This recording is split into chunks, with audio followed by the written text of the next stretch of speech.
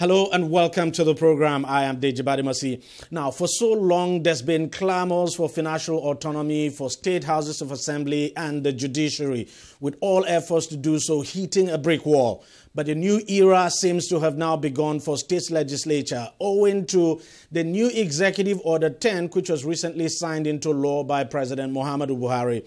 The new law makes it mandatory for all states of the Federation that all states of the Federation now should include the allocations of both the legislature and the judiciary in their states now in their appropriation laws, meaning that the legislative and judicial arms of government in all Nigeria's 36 states, including the Federal Capital Territory, of course, will no longer have to wait on state governors for funds. It also states that the Accountant General of the Federation shall authorize the deduction of the monies from Federation accounts allocation to any state that fails to comply with the new order.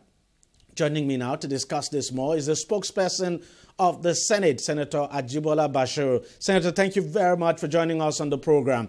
We've had a lot of people say the executive order, that the president probably overreached himself by signing that executive order. What's your take on this issue? I think since the president has signed the executive order, there's a presumption of regularity in law, which means that the order remains positive and valid until set aside by a competent court of law.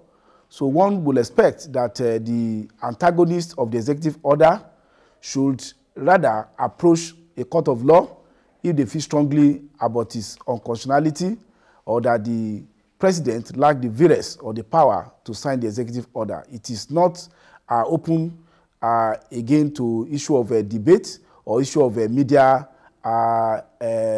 campaign. So the order has been signed. It's expected to be executed. And for those who feel strongly about its legality, the option for them is to go to court. And I also read earlier today that the governors at their meeting yesterday had said that they want to have a meeting on the order, possibly with a view to implementation of the order. So one expects that any strong view against the order should be a matter of litigation. But don't you, in all honesty, think it would be absolutely unnecessary to challenge this order? Because the truth is that the Constitution specifically provides for the independence of state judiciary and the state legislature. And that what we have seen all this while is that the governors have basically been breaching that section of the Constitution, and that what basically the president has done is just to ensure that that section of the Constitution is enforced. So he's like giving it a teeth. So the question is, why would anybody want to challenge this, since it's a provision of the Constitution?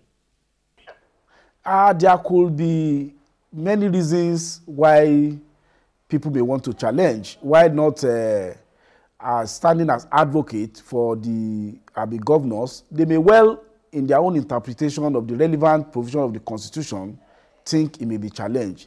But if it is about the practicality and the usefulness of the executive order, it is very important to say that for the purpose of advancement of democracy and rule of law, the executive order and assuring that the legislative arm and the judicial arm have financial autonomy is a big plus for democracy.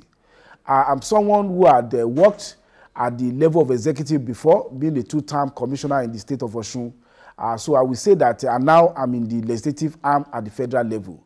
I will say that the legislative arm at the federal level, we have a better leeway in terms of independence because of financial autonomy, which has already been established at the federal level.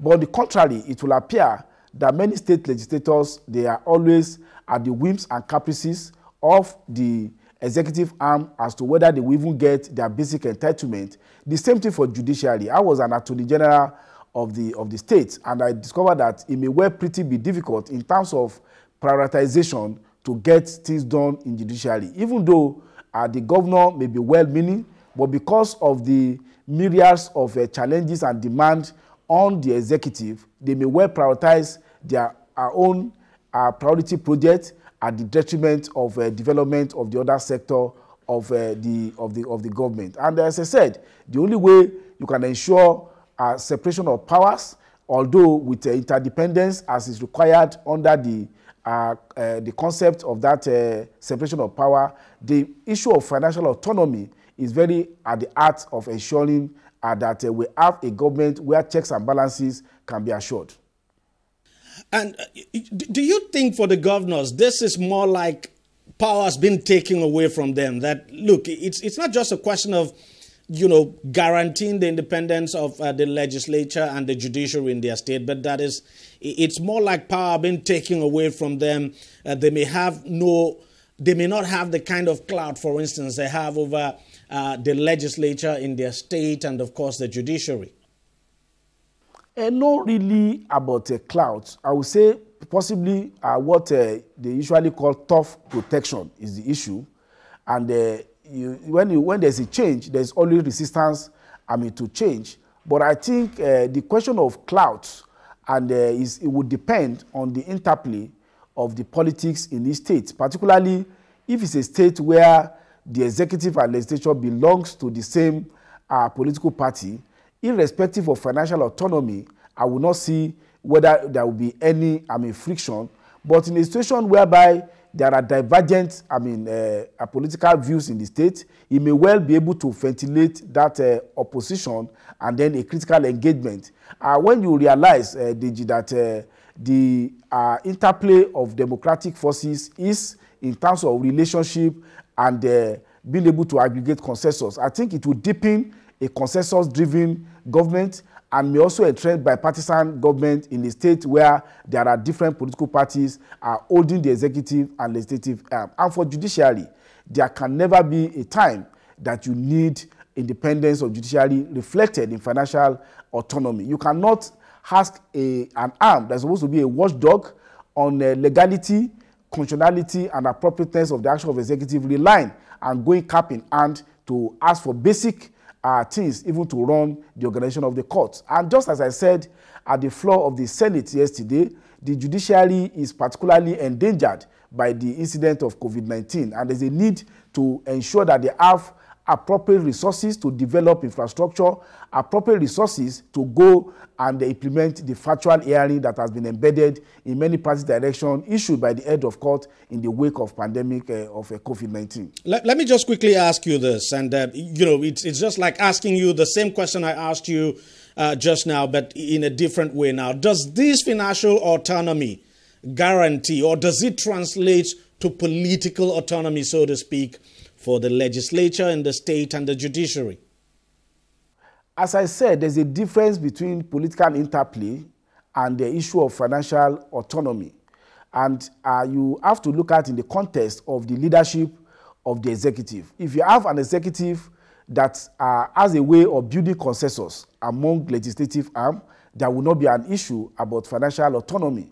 And so the only thing is that it will be the legislator will become a self-respecting and dignified institution when they can be assured their allowances, their overhead, and their capital is assured, irrespective of the whims and caprices of the leader of the executive. And of course, what even the concept of separation of power means is not a rigid separation of the three arms of government, but for each arm of government to be able to function within its area of competence. Of course, there will be interdependence and interrelationship among the arms of government. But of particular importance in this regard, when it comes to the executive and legislative arm, they are creatures of political institution.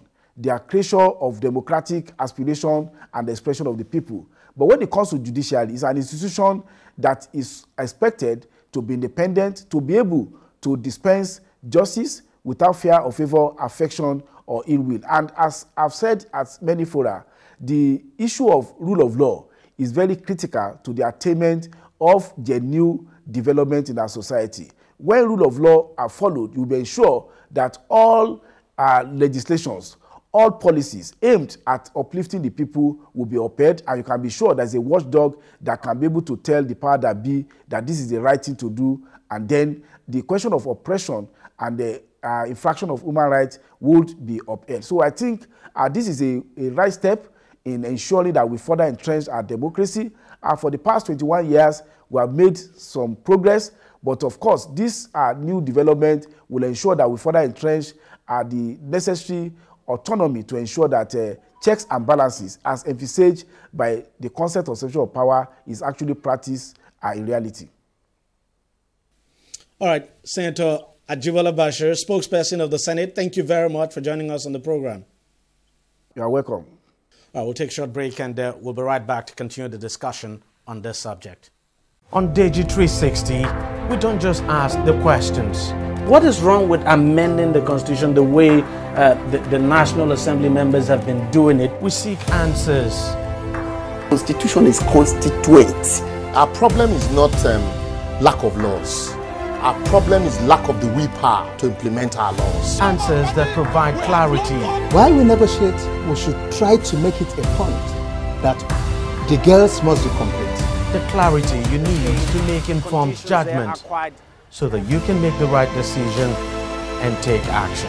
People are saying it is you politicians that are responsible for this, that you are the reason why this is happening. All these dullards that call themselves governors in this country. I wish we had people like Tony at the National Assembly. God forbid that I go to join that band. Deji 360, providing clarity to issues.